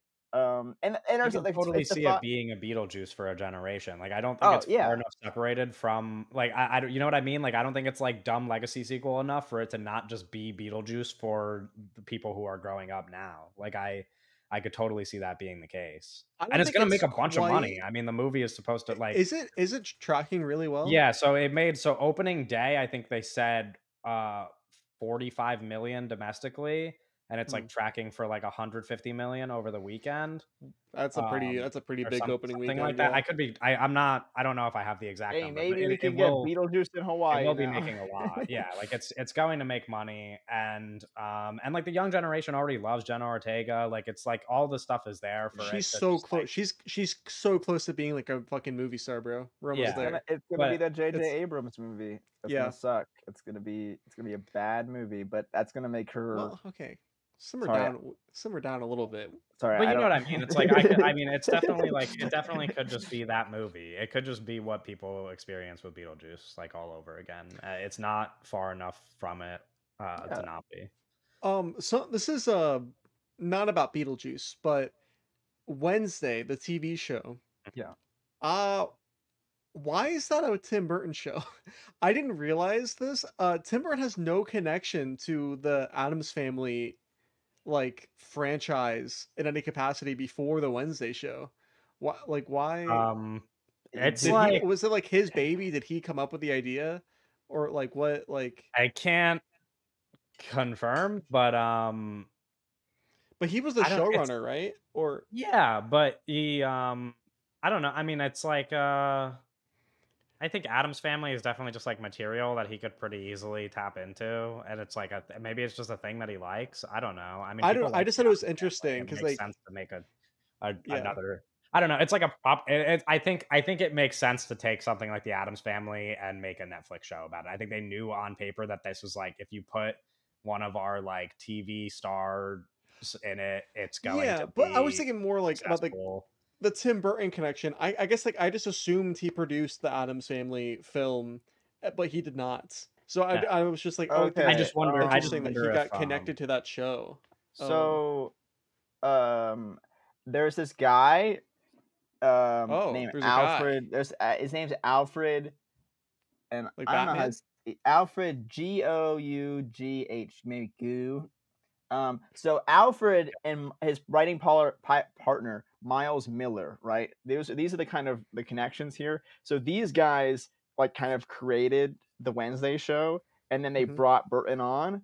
but these guys also are the writers of Beetlejuice Beetlejuice. Ah, there we Okay. go. So Okay. there This is this everything is kind of connecting. these two Okay. guys are kind of they have a interest, like they have a collaboration with Burton in an extent and in a, you know, in a way. I'm sure like the Wednesday probably happened first, maybe, obviously. Yeah. But yeah, there is that kind of like these guys are people Burton has a relationship with, and they brought him on to do the show. But that is like their kind of, it's like their kind of creation. And then obviously like, Burton's not like a writer or anything, so he's just kind of coming on with Yeah, these so he guys. wasn't the showrunner. He directed episodes, I'm assuming though. Yeah. Yeah. Um So Um, it, I mean, it makes but sense in like his terms of name like, is plastered all over it. yeah, no, it makes sense in terms he's of a like huge name. Yeah, it's like we yeah. Burton doing like a kind of like a gothic kind of family show. It's like, Yeah. you know, it's a layup. Yeah. It just makes And you sense. mentioned before that like he's doing or like he was on the streak of doing things that like made him not sure. Yeah, no, he was Not doing all sure these what- like and who's to say if Disney. like Wednesday's a part of that? But like, I mean, it's a huge fucking Netflix paycheck. Well, Like, you wouldn't be it surprised. seems Yeah, like isn't Um, Wednesday like it's like one of the 3 biggest fucking shows on yeah, Netflix? yeah, it's huge. I mean, it's It like might even be like just second to Stranger Things, it is. right? Yeah, it Yeah. is. which is interesting because it's like Beetlejuice does really well. Wednesday is like the biggest show. It seems like he is an opportunity to kind of do whatever he wants, and if it seems like he's in this kind of like, hey, like I am getting my fucking love back for movies, and I want to like do something. I got my joy back. You know, it's like, yeah, that's fun. Like I don't know, it's way more. And again, he's never gonna be like that guy who's just like dropping the best movie of the year or anything like that. But it's like it seems more exciting for like the next 10 years that rather than like whatever we got in the last 10 years. There just seems to be a little more excitement around his name at this point, I guess. Mhm. Yeah, I mean, like Wednesday's pretty fun. Well, I wanted to I ask you actually don't because hate it. I wanted to ask you, and then obviously it's like a Netflix TV show, but I like how this movie, not how it's shot necessarily, but there's like a lot of fun like lighting and like set stuff. I wanted to know if that kind of set piece and like the green and blue lighting or the fun lighting is in Wednesday, or is it look more like a Netflix show Wednesday than kind of looks like a Netflix it show. looks more like a Netflix show It than definitely maybe. doesn't look like Okay. this movie. I Yeah, mean, no, that was something I it wanted to doesn't ask you look. because you've seen it. Yeah, it doesn't like I don't know. I also don't have the best memory of it. I'm kind of forgetting a lot of like the Yeah. story stuff as well. All I Mm. remember is like kind of one main plot of the show in my head right now. Yeah. Because I watched the show when it came out, but I was also like I want to say at the time it's when I was writing stuff for Screen Rant, and so like Wednesday was like a hit show, and I was like it would just make sense to watch this because Mhm. I need to be informed about things that are popular. Yeah. But like I don't know, I do enjoy it, and it does. Yeah, I don't know that like you would Yeah, no, I'm really not have like any interest rushing in to it. it, but like you could watch the first episode at least. Like it Mhm. wouldn't hurt. I don't know. It's Yeah. only one season still. I don't know when that second season's coming out. I know there were complications because Yeah. the one like main love interest in the show turned out to be He's a like a dickhead in real life, yeah. and now they're trying to like figure that whole thing out. Mhm. I assume they probably overcame that issue already, but Also, it's speaking of genuinely like a pretty entertaining show, and I obviously it's very much catered towards like a younger generation, but it's Mhm. like if you're somebody who watched like kind of any of the adjacent shows and really enjoyed them, like I'm thinking of ending what's the things. Netflix show? No, the Sabrina show that Netflix made, like the Sabrina revival, Chilling Adventures of Sabrina or whatever, whatever it's called, with Kiernan Shipka The playing. witch? Yes, Sabrina the The Teenage teenage Witch, witch. The but teenage witch, Doug, the they teenage they witch. brought Sabrina back. Do you not know about this at all, Doug? I This know, not is at like a all. huge show. This Bro, is like a big deal. It's the show also I'm the so not interested in fucking streaming original shows. I'm like it's like a different world okay, to so me. I watched 2 of the 4 seasons of Wait, Chilling Adventures I of like Sabrina. DJ Sabrina. Hold on. So Kiernan Shipka plays Sabrina. This is the show also where the that actor who like sadly passed away recently. He was like the main character in the show, Chance Perdomo. He passed away like this past year in like March or something, and like he was very young. And he was like the second or third lead in Sabrina. He plays like her, you know, cousin or whatever. And he was really good in that show. I thought he was my favorite part of the Sabrina show. At least we talked about this, I feel like, or maybe I just tweeted about it. I don't know. But anyway, point is Sabrina show That's kind of like the Wednesday vibes, I feel like. I feel like if Mm. you're a person who likes something like the Sabrina show, then you'll probably enjoy something like Wednesday. I mean, they're both, like, in the Oh, same realm. Chilling Adventures of Sabrina. Yes, it has 4 seasons. I maybe I started season 3, actually. Six. I don't know, I got pretty far into it. I used to enjoy it. I am familiar with this. Actually, I Ross didn't Lynch is in realize it it as was a well. teenage witch thing, though.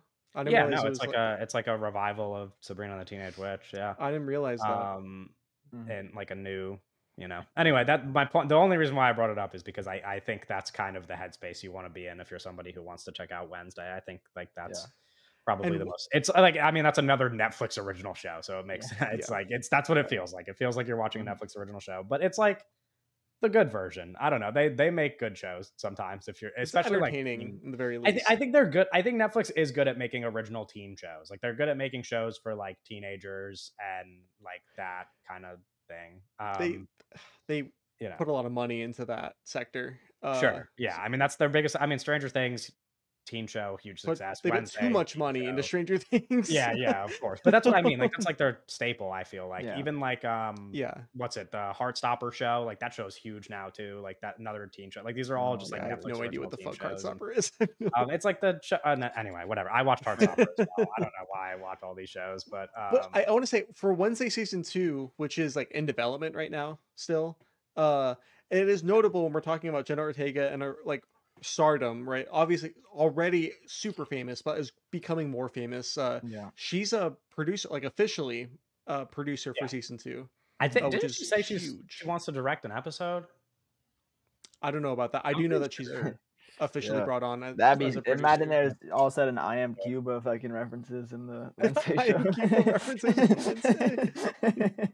She's just throwing those Man, out. No, I don't know. I'd be curious if you guys would watch like the Shout first out. episode and see what you think, but I don't know. It wouldn't be your favorite thing in the world. It's I not. don't think I would like Wednesday. Yeah. No, Doug would I'll not keep like it a that. full stack. No, I meant more like Owen, but still, I don't. It'd be hard to get you into TV. Never mind Netflix original show about Wednesday Yeah. Addams. But Shout out. anyway, we could unless you guys want to say anything else about Beetlejuice. Well, I Beetlejuice. just had I Cool. pulled up a deadline article and it's not like the craziest thing, but I thought it was an interesting they like surveyed some audiences and they asked them kind of the reasoning to like they came to see the movie. That I thought was interesting just because of like, it's gonna make say it's making a lot of the money and it's this big like legacy sequel like that came out like decades ago. Like why are audiences coming out to see it? And 25% of audiences said that they were there for Jenna Ortega and Winona Ryder, and then it was 41% bought tickets because it's a franchise they love, which that's the highest percent, which is like, hey, I love Beetlejuice. Yeah. And then 38%, which these numbers don't make much sense because I don't know, whatever. 38% attended it because it's cast they love. Maybe there's like multiple, like You click probably off stick multiple. more than one option. Yeah, So. because 38% was like it's just like the whole cast. And then 30% for Tim Burton and 27 for just Michael Keaton himself. Those people that mark down Tim Burton are fucking liars, bro. They're fucking liars. Well, it's bro. interesting to be like, I guess it makes sense if it was like Burton clicking like multiple things, but just singular Burton is interesting because like You're a Burton, but not liar. the franchise, not the Yeah, franchise. It's like exactly. I love Burton, not The Burton is Beetlejuice. an extension of the Beetlejuice. Yeah. Yeah. But no, it's just interesting in terms of like Jenna Ortega having that big. Yeah, it seems like there's broad appeal there, though. It's like both if you make a third movie, it's both like people who want to see it because they like Beetlejuice, and then you pull in the young crowd I because they like think Jenna Ortega, and the yeah. crossover is probably like huge. I did want to mention so this writer pair has written other movies, and I think it's really funny looking at it. And no, like disrespect to this filmography or anything, but we have Herbie Fully Loaded, The Mummy, A classic for some people. The Mummy, Tomb of the Dragon Empire, Okay. Shanghai Noon. Okay. I don't know if you guys know this movie. I'm not too familiar with it. I Am Number 4. Oh, I'm familiar. Oh, that was huge. huge. That was was a before big your deal. time, probably. That movie was a big deal. Yeah, that's so- before your time. Wow, Owen. I read Yeah. all those books as a kid. I am So, number 4. There's a They whole had number. It was a Shanghai whole number Noon. series. They also did Shanghai Nights.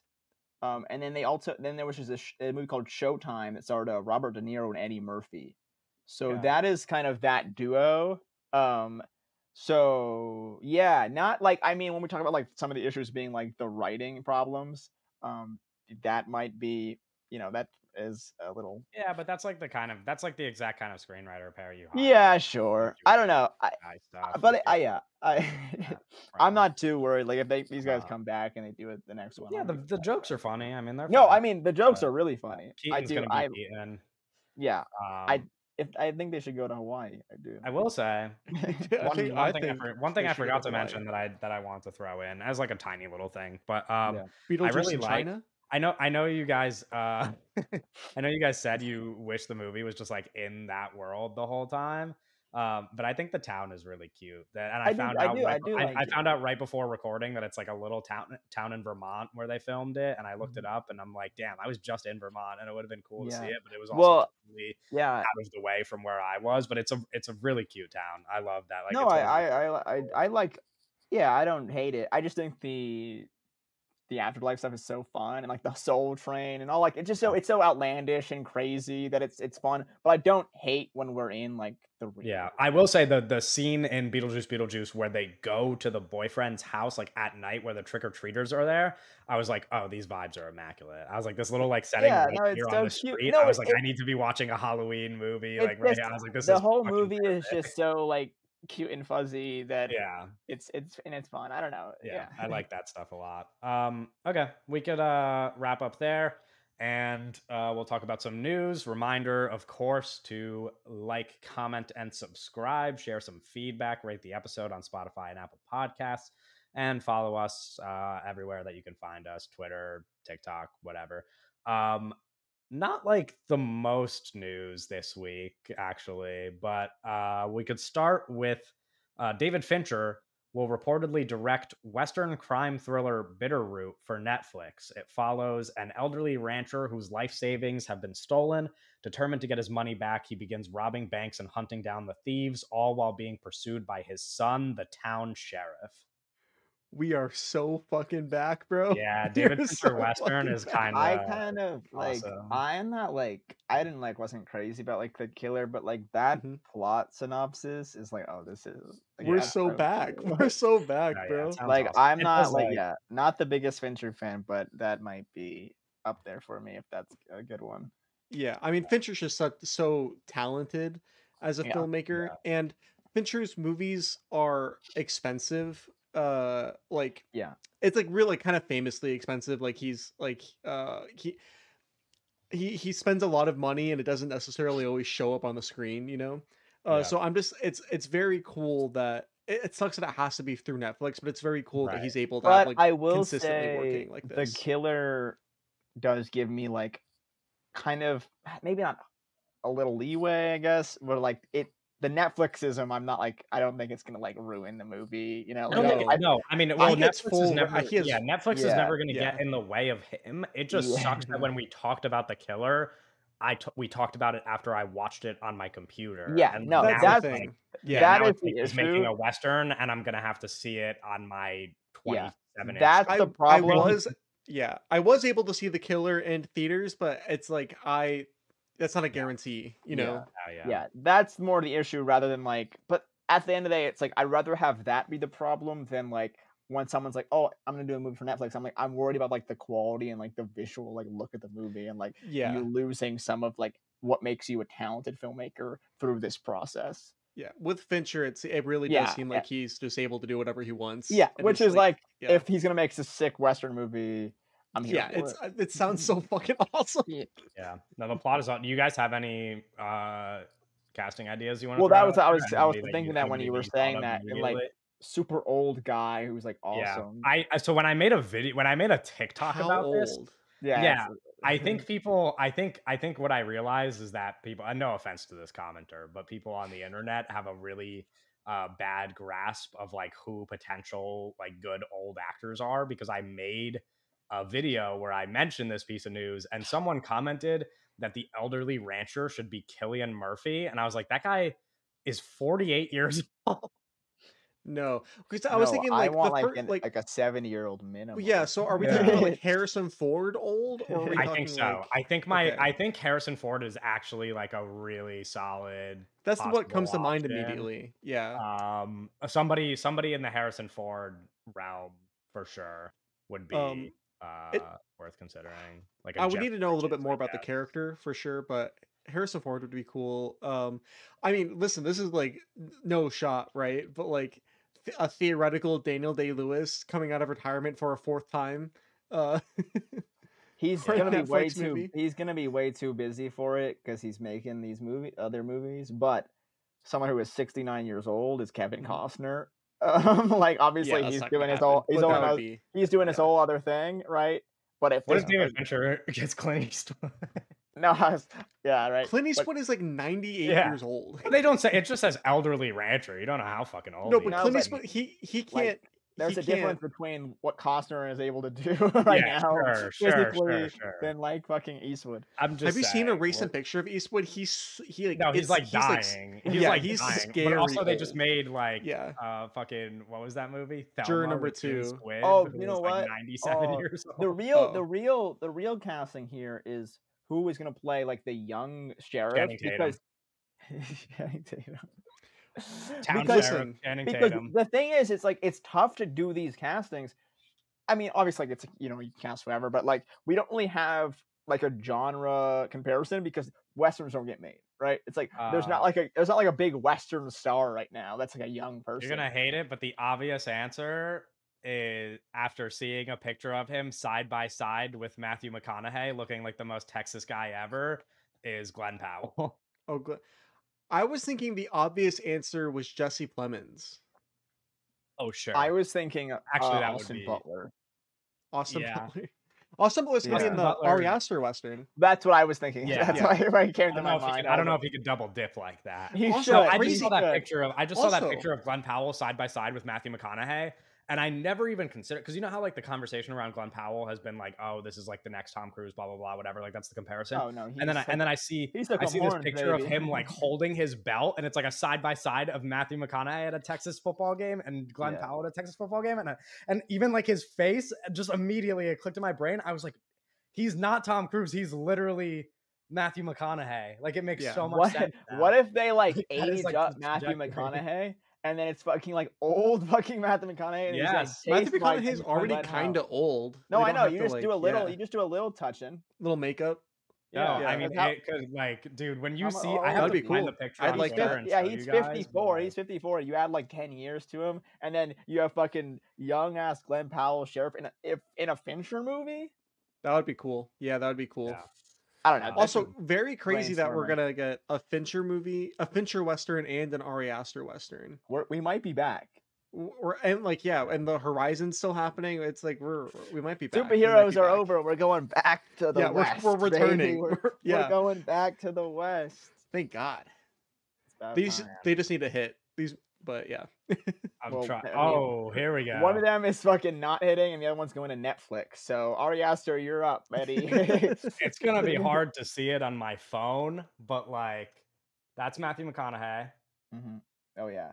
Oh That's yeah. that's like Matthew McConaughey, dude. Like he's like, I mean, everyone looks good in that white and orange, man. no, I know, but like, it's like I never noticed until this picture. But even like the face he's making, I'm like, dude, that's a Matthew McConaughey face. That's just That what is a people in Matthew Texas McConaughey look like. face. Yeah. Like Yeah. he's That's just a like, Texas baby. dude, I never even thought about it, but I'm like, that should be the star trajectory. Is like Glenn Powell should be the What next he McConaughey. Dude, he came up with Like, Linklater films. Like it's like yeah. Here's It- another kind of casting idea for this Western.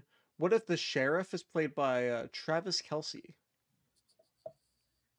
Our next piece of news is that DC Studios is rumored to be courting Luca Guadagnino to direct a future project. Yeah, fuck. So this is interesting because it's real. Yeah. They are courting him. It's not an NBA Sentinel post. No, yeah, it's fuck. I forget the character's name that they're rumored. It's like Sergeant Rock. It's Sergeant. That's- No, it is Sergeant Rock. You're right. Yeah. Yeah, Sergeant Rock. There's like Sergeant Franklin Rock. so my gut reaction when the news came out, I was like, absolutely not. He's not gonna make a superhero movie. But now that the rumor is that it's for a Sergeant Rock project, which Sergeant Rock, he's like fucking like a GI Joe guy basically. He's just like an army man Yeah, he's comic like a book little character. action figure guy. He's like an Yeah, but army yeah, action literally figure. like a but there was a rumor, not a rumor, but uh Tarantino like wrote a Sergeant Rock movie in like the 90s or like the early 2000s, I think, that and was gonna like trying to get that off the ground. And that like kind of fell apart. I think it was supposed to star Arnold. Yeah, It was gonna be a whole thing. Checks out. But then that didn't happen. Uh Man, but now it's like I think like because it's such a small character, like Sergeant Rock is not like a it's not like he's making like Superboy or something, you know. yeah. It part of me is like, oh, it might happen. This might be real. And Like, the fact that it's a small character, it's like I'm kind of for it because it's like if he can just do his little like Sergeant Rock movie and yeah, like then just be done yeah. and it's like just let him do whatever he wants. Like That's like his one for them you kind of. bring Yeah. back the writer of Challengers and Queer, right? He's Mhm. doing Yeah, that. Justin Kritzky's. Yeah. Yep. Yeah. And then hey, maybe little Mukti Prom, maybe. Mukti Prom Sergeant like action movie. Action. Oh, Yeah. like I'm like it's like fuck. I Challenge is don't. already basically an action movie. Yeah, with like how they're- that's what I mean. yeah. He would. That's what I was gonna say next. It's Yeah, like, is that dude, he James definitely Gunn, do it. you know, Yeah, like no, fine. literally, that's the biggest thing. James, like the only way that this even is like approachable as a fun idea is if James Gunn is hands off. Hands Exactly. off. Yeah. Get your hands And off, it's dude. like, hey man, go do Let your him cook. Let superhero Luca cook. movie, go do Yeah. your Superman movie, go make the worst Batman possible. I don't like just Worst Batman if possible. this Luca movie is just like in its own little spot, like that Yeah. that's a super fun like idea. This is your way to get like a little fucking prestige in your fucking thing Yeah, you're trying to 'cause, do. well, that's Yeah. what we kind of were talking about. I don't know if we did it on the podcast, but we talked about like in private about like one of the big issues with the kind of this whole DC kind of new brand is like you have James Gunn and then he's bringing on a bunch of people who are like less talented or Worse than at he the is. same level as he is, and it's Yeah. like Yeah. you can't. It's hard to get excited for that when you don't think James Gunn is even a terrific filmmaker. It's like Right. Some level of prestige would also like pull people in because we have gotten to the point where like not obviously not completely like Deadpool and Wolverine still made fucking $2 billion or whatever, but like in general we've gotten to the point where like there is a lot of burnout from like those people who were like obsessed with the MCU and then like post Infinity War and Endgame they're just like, yeah man, this shit sucks now. Like yeah, it's like they're you know, it wouldn't hurt to bring somebody in who makes an actual movie. well, here's Yeah. the thing: is DC is going to put at least like some butts in seats, right? It's like Yeah. you know, not like as much as like the new The Marvel MCU, movie or something, but like people are going to see it because it's the new DC movie, and people know who Luca is now. Like that's like people just know who he is at this point. Yes. Like he's Luca like a is big a name. house. So Yeah. Yeah, he He's also gone has from being he's a gone new from being like movie an rumored art every house week. kind of guy into being kind of Yeah. mainstream with Yeah. childish villains and And all. yeah, I think this is like it's a smart idea, and if it's like something he's interested in, then I'm all for it. Especially again, it's the big component is like I don't want James Gunn has to be like off hands as much as possible.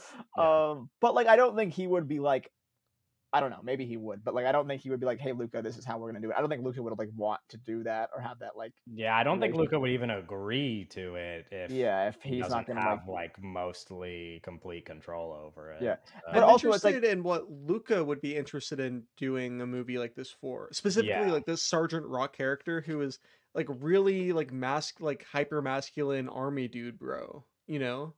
yeah. but I think it's He does, almost that like it's that also so that does kind of it's- fit into like Luca's realm. it's so like high like masculine that's like almost like that like satirical like Yeah, in a and he's way. obviously going to I don't know. Yeah, I don't know. I think there's something there. I'm Yeah, I do interested. as well. I don't know if it'll happen. I think it might though. That's my I think it I It's, think yeah, this might it's a happen. possibility. The problem is that like he's making a movie every year right now, and he has so yeah. many other ones that he wants to make. So like whatever Yeah, this he's is would always divert meeting from with whatever people. he's making next. You know, like Um, I don't know. yeah, But no, well, it's worth interesting. Also, considering. it's interesting in terms of we talked about the casting for the other movie. When you talk about how Arnold was gonna do this before, it's like even when we talked about Glenn Powell doing the Running Man remake, it's like we don't really have an Arnold like there's not a one for one Arnold for like comparison. So to No. do a Sergeant Rock movie, even though that's not he never played him, it's like it's interesting. I don't know who, especially even with like Luca casting. But I think Luca does such a great job Get, casting that get like our guy Aaron Pierre in there, dude. Just Oh, sure. action No, star. yeah, Wait till you yeah. guys see Rebel Ridge, dude. The yeah. man could be an action star if he No, wants that to. would be awesome. He's got the fucking body for it, that's for sure. Because it is tough to think about casting for like big Army masculine guy. army Yeah. action hero in terms of like Yeah, lead in like a big it movie. is a lot about the I think muscles and Aaron that like Pierre is kind of that build there because he is No, supposed to be kind yeah. of like this human action figure in many ways. yeah. Yeah, no, it'd be interesting to kind of keep because this just came out like obviously this week, so keep tabs on this one for Yeah. sure. Yeah. A lot of Netflix talk on today's episode. Two more pieces of Netflix news disconnected from the Fincher thing. An animated adaptation of Stephanie Meyer's Midnight Sun is in the works at Netflix. The series will follow a retelling of Twilight from the perspective of Edward Cullen. For people unfamiliar, Stephanie Meyer wrote the book Midnight Sun like 13 or 14 years after she wrote the Twilight books, and it's a Yeah. book from the perspective of Edward Cullen. And then the other piece of Netflix news is that Christopher Abbott is in talks to co-star alongside Florence Pugh in an East of Eden limited series for Netflix. Judging by your reaction, it seems like you guys are more excited for the Midnight Sun. I'm not excited for either of them. Okay. I think making an East of Eden show is kind of like ridiculous, but I'll watch a Twilight show. I'll watch a Twilight cartoon. There's no shame in I think my it might be a game. movie. I think it might be an animated movie. I don't Oh, it's gonna know. be an movies? animated movie. I don't know. It says animated adaptation. I don't think If it it's said a, if it was a show or movie. I assumed it was a show. I kind of assumed it was a show as well. If it's a movie, I'm watching it a million. We'll do an episode about it if it's a movie. Like whatever. Yeah, no, It's maybe it is. It's an animated series. It's an animated. Oh Okay. yeah, it's Yeah. a Oh show. yeah, it does say series. Okay, yeah, Okay. yeah. Okay. Yeah, no, I'll probably listen. There's no shame in my game, brother. I'll watch the Twilight. I'll watch the Twilight cartoon. I watched the East of Eden thing. It's Christopher Abbott and Florence Pugh. I will I don't know. It's like almost certainly not watch that. it's a but- limited series. Just watch the original movie. Yeah, but the movie is based on a book. It's not like they're adapting the fucking. It's not like they're remaking the East of Eden movie. It's like a classic novel. It's like like people adapt books all the time more than once. It's not like you can't talk about it like, oh, this is like something that we can't touch because It's fucking James Dean sacrilegious, was in dude. it. It's It's like sacrilegious. it's not. It's a book, dude. Like All it's right, East then of make Eden. another movie. Don't make some fucking TV show for Netflix. Okay. It's I just garbage. think it's the wrong reaction to have to a piece of classic literature being adapted. That shit happens every decade, all the time. Like Yeah, but like classic books get adapted 10 times over all the time. Like it's fine if you want to make an East of Eden show. it's fine. I just do what you want. I just don't push it on me. Okay, that's what they. Okay, when again, it's a dangerous territory. Okay. How do you guys feel about our Selena Gomez news? Only Murders in the Building renewed for season 5 at Hulu. News drops, and then immediately after, the report is that Selena Gomez has reached billionaire status. How the Jesus fuck is Christ. Selena Gomez a billionaire? She's like one of the most followed Wow. people on Instagram. She is one of the most followed people on Instagram. She also, to my knowledge, has a very successful brand. I don't know if it's Well, like, makeup what is or the clothing or something, Oh, like makeup something or in that something? Okay. realm. But she's making a lot of money. That's off where of the that money stuff, is. That's where the money is my is. understanding. I mean, that's how a lot of other. How are you a billionaire and still like posting fucking pick me shit on your Instagram story? Like, what are we? She's Yeah, real. she kind of sucks. She's real. I feel like if you guys watched Only Murders in the Building, it would be your least favorite show you've ever seen. Really? People love that show. What I wrong liked with the you? show at first. I watched 2 seasons of it and enjoyed both of them. And then I believe it was the 3rd season where they added Meryl Streep. And on paper, I was like, this is really exciting. That 3rd season came out, and I don't know what changed in me as a human between seasons 2 and 3. But I watched the first episode of season 3 when it came out, and I was like, man, I'm so tired of this shit. And I swear it feels like that was 4 months ago that the 3rd season came out, and now season 5 is being announced. They are pushing these things out fast as fuck, dude. I remember when like- they were saying that the 3 of them should host the Oscars. the 3 got. I guys on that show. remember. I Steve Martin. think the brand is Rare Beauty by Selena Gomez. It's a vegan and cruelty-free makeup company. There we go. So there Also, you go. But, yeah. Every I mean, season Only takes Murders. place in the same building. What happened? Every season takes No, place in the same building. they've like gotten way too big. It seems like I think now. So like my understanding is that the third season they're like adapting the true crime story from a podcast into a movie or a We've lost the TV plot. show, We've lost the and like plot. now they're in like Hollywood. They They're in like adapted a LA and podcast into a TV show. well, so the movies, so the plot of I don't know if you guys are aware, the plot of Only Murders in the Building is that a murder happens in a building, and Thanks and for that, Gavin. Selena, and No. Selena Gomez, Martin Short, and Steve Martin team up and start a podcast where they investigate these murders that are happening. They start a true crime podcast where they're investigating these murders happening in their building. And And no, you weren't joking. This would be like my least favorite shit in the fucking world. So it is like funny, like good, like very watchable, like put on while I'm eating a meal TV.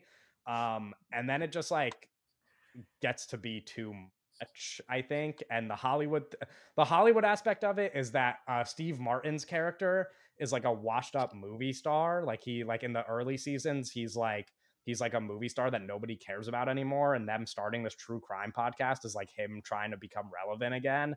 And Martin Short is like some failed like playwright stage director who like teams like that. I don't know. So now he's Who like is Selena Gomez? She's just a girl. She just lives in the building. She just like lives in the building and like meets them, and she's just like she knows how to use podcast equipment. But then you find out no, she's like part of the story though. She's involved in the murder, which is the big like. She's I have no idea. Like, this is what the movie, what the show was about. No, she's not like the murderer. I'm not going to touch this shit with like a 10-inch pole. She was guilty of murder. No, she's not the murderer, but yeah, that's the idea. I fucking hate TV so much.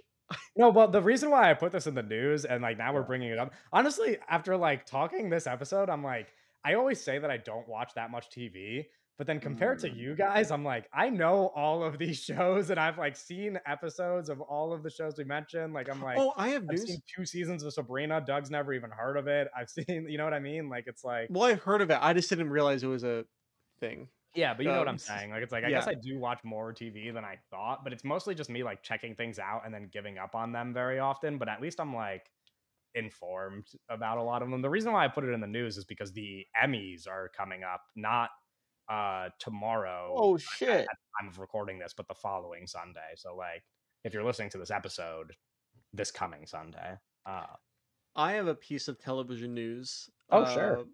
That I forgot to brought up because it's very a me thing. But Special Ops Lioness. Okay. Very much. I mean, this. I don't even know. Peacock original series, or maybe it's Paramount original series, Special Ops Lioness. I think it's Peacock. My favorite ongoing television series. It's written by Taylor Sheridan's the showrunner, and Zoe Saldana's the main character. And then, Zoe Saldana and Nicole Kidman are the 2 main characters. And then also, like, Morgan Freeman's in there doing stuff, too.